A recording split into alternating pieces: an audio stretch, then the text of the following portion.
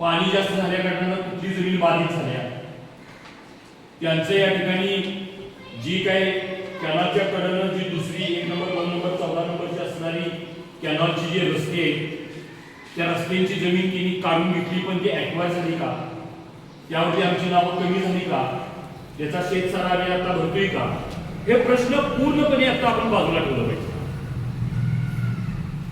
पूर्णपणे बाजूला ठेवावं लागेल. संकलनचा विषय काय आहे, पूर्णपणे उद्याच्या आंदोलनात घेण्यात काही अर्थ नाही, जरी ती एकमेकाशी पूरक असतील तरी.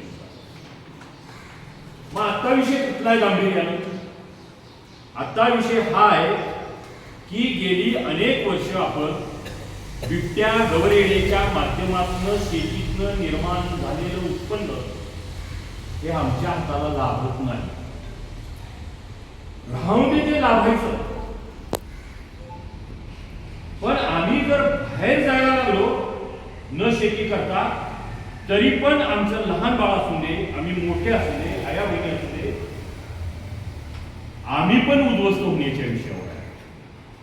आणि त्याचं उदाहरण म्हणजे मंजूर पण आहे, त्या कॉर्नरला एक घर आहे, तिथे एका असणाऱ्या त्या तरुण माणसाला ज्या पद्धतीनं अजून केले, 1 लाख 2 लाख दिले, आणि तो माणूस आज रानात जात असताना त्याला सपोर्टेड व्यक्ती लागते,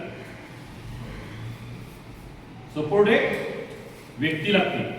याच आहे बिऊर पर्यंत गेले, धोंडेवाडी पर्यंत